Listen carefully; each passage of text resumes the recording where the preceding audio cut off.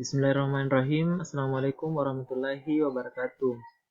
Alhamdulillah, hari ini kita akan lanjutkan materi yang kemarin tentang perkembangbiakan pada tumbuhan.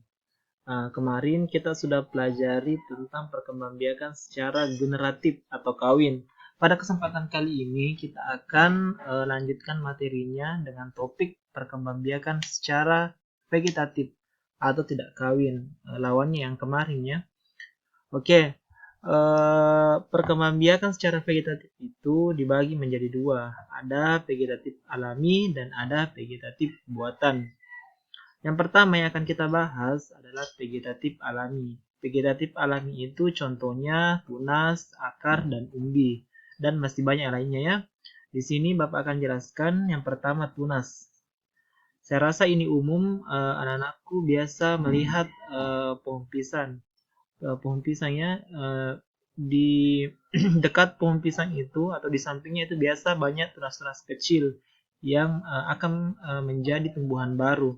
Tumbuhan-tumbuhan kecil yang ada di dekatnya seperti pada gambar itu yang disebut dengan tunas.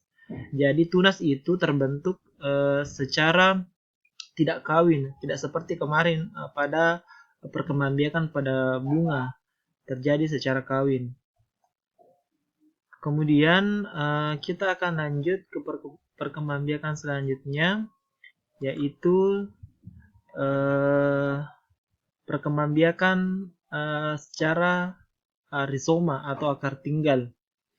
Jadi perkembangbiakan secara rizoma itu atau akar tinggal maksudnya ini batang yang tertanam dalam tanah yang batangnya akan tumbuh karena akarnya yang sudah ada di dalam tanah.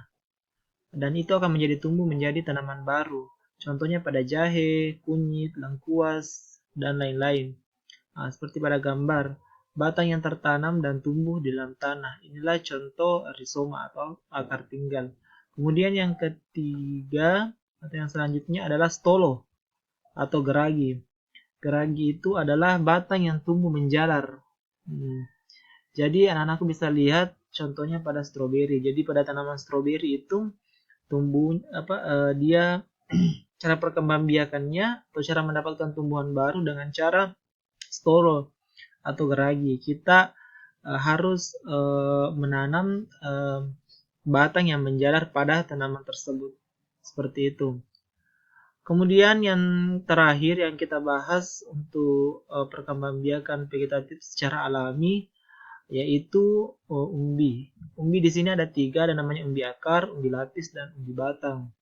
Ini terbentuk secara alami semua. Untuk umbi akar contohnya wortel. Kenapa dikatakan umbi akar? Karena akarnya selain berfungsi sebagai cadangan menyerap air, akar pada umbi ini juga berfungsi sebagai tempat penyimpanan cadangan makanan. Contohnya wortel ya. Kemudian yang kedua namanya umbi lapis. Umbi lapis ya dikatakan umbi lapis karena dia berlapis-lapis dan tebal. Contohnya pada jenis bawang-bawangan. Ada pada gambar. Kemudian yang ketiga namanya umbi batang. Contohnya kentang. Kenapa dikatakan umbi batang? Karena batangnya pendek dan menebal dalam tanah yang mengandung cadangan makanan dan menghasilkan tunas atau tumbuhan baru. Beda tadi kalau umbi akar. Jadi kalau umbi akar tidak ada tumbuhan baru yang muncul. Tapi kalau umbi batang, contohnya pada kentang itu menghasilkan tanaman baru. Seperti itu. Ini terbentuk secara alami. Kemudian kita lihat perkembangan vegetatif yang secara buatan. Kenapa dikatakan buatan? Karena ini dibantu oleh manusia ya. Dibantu oleh manusia. Ada surat Bu. Yang pertama mencangkok. Mencangkok ini sering anak-anakku lihat. Mencangkok itu adalah membuat cabang batang pada tanaman menjadi berakar dan ini akan menjadi batang baru. Kemudian yang kedua ada namanya stek. Stek itu adalah perkembangbiakan pada ketela pohon dengan cara memotong-motong batang kemudian menancapkan. Ini semua butuh bantuan manusia ya. Itulah dikatakan vegetatif buatan. Kemudian namanya okulasi. Okulasi itu menempel. menempel tanaman pada tanaman yang lain. Ada juga namanya menyambung. Menyambung juga itu sama aja dengan okulasi tadi, tujuannya untuk mendapatkan spesies atau tanaman yang bagus hasilnya. Kemudian merunduk. Merunduk itu adalah memperbanyak tumbuhan dengan cara merundukkan batangnya. Contohnya pada selada air, tanaman alamanda, tanaman anggur, anyelir, apel, dan lain-lain. Saya rasa itu tentang penjelasan vegetatif buatan. Jadi di sini Bapak sudah jelaskan perkembangan vegetatif secara tidak kawin dibagi menjadi dua, ada namanya vegetatif alami dan ada namanya vegetatif buatan. Vegetatif alami itu terjadi dengan sendirinya, contohnya pada tunas.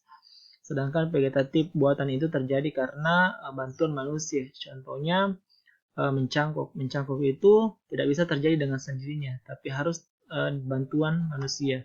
Saya rasa itu, mudah-mudahan anakku mengerti. Silahkan klik kolom komentar jika ada pertanyaan dan hal-hal yang kurang jelas. Sekian, Assalamualaikum warahmatullahi wabarakatuh.